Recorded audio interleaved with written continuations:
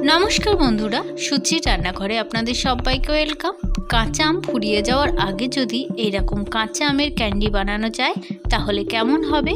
आजके बानिये देखाबो काँचा आमेर कैंडी। खूब सहज एकटा रेसिपि, आपनारा खूब सहजेई बाड़ीते बानिये राखते पारबेन। एखाने आमि 1 केजी आम नियेछि, 500 आमेर बानिये देखाबो। तार जोन्नो ठीक 250 मतो चिनि नियेछि। আমগুলো পরিষ্কার করে ধুয়ে একে একে ছাড়িয়ে নেব। যারা সুচির রান্নাঘরে প্রথম, অবশ্যই যদি আমার ভিডিওটা ভালো লাগে একটা লাইক দিয়ে সাবস্ক্রাইব করে নেবেন, আর যারা সাবস্ক্রাইব করে নিয়েছেন তাদেরকে অসংখ্য ধন্যবাদ। আমগুলো ভালোভাবে ছাড়িয়ে লম্বা লম্বা স্লাইস কেটে নেব। দেখুন ঠিক এইভাবে লম্বা আকারে কাটতে হবে। এমনভাবে কাটতে হবে খুব মোটাও না আবার খুব পাতলা না, তাহলে সেদ্ধ করার সময় খুব পাতলা হলে কিন্তু গলে যাবে। আমগুলো এইভাবে আমি ধুয়ে নেব 3 থেকে 4 বার। দেখুন কতটা সুন্দর হয়েছে, অনেকটাই হয়েছে। আমগুলো সেদ্ধ করার জন্য পরিমাণ মতো জলে লবণ দিয়ে দেব। আর জলটা যখন ফুটে যাবে এর মধ্যে কেটে রাখা আমের টুকরোগুলো দিয়ে 2 থেকে 3 মিনিটের জন্য হাই হিটে ফুটিয়ে নেব। খুব একটা বেশি সেদ্ধর দরকার নেই, 2 থেকে 3 মিনিট কিন্তু হাই হিটে ফুটিয়ে নিলেই রেডি হয়ে যাবে। ঢাকা দিয়ে কিন্তু এইভাবে ফুটিয়ে নিতে হবে। দেখুন 2 থেকে 3 মিনিট পর আমের কালারটা অনেকটাই চেঞ্জ হয়ে গেছে। এর মধ্যে দিয়ে দেব গুঁড়ো করে রাখা এলাচের গুঁড়োটা। এলাচের গুঁড়োটা দিলে কি হয়, গন্ধটা খুব সুন্দর হয় আর খেতে দারুণ লাগে। আপনারা চাইলে দিতে পারেন, না চাইলে নাও দিতে পারেন।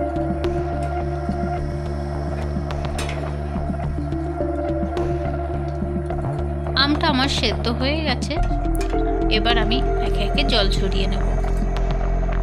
ঠিক এইভাবে জল ঝরাতে হবে, কোনো রকম আমের মধ্যে যেন জল না থাকে।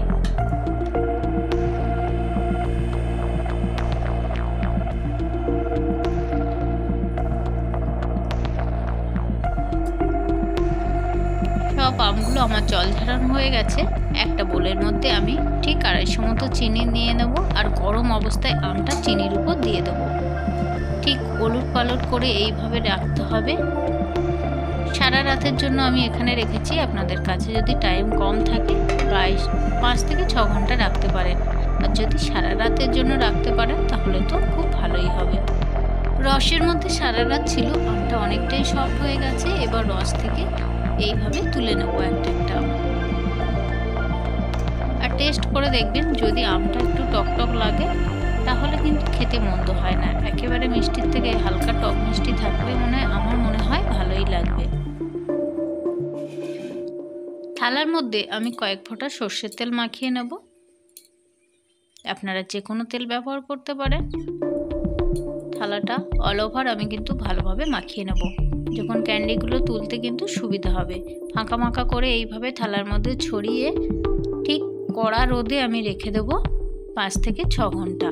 ঠিক এইভাবে 2 দিন পরে কিন্তু আমের ক্যান্ডিগুলো রেডি হয়ে যাবে।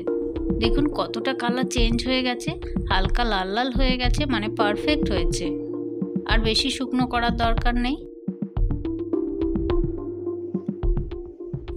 চিনি আমি এখানে গুঁড়ো করে রেখেছিলাম, ঠিক 2 চামচের মতো চিনি দিয়ে দেবো।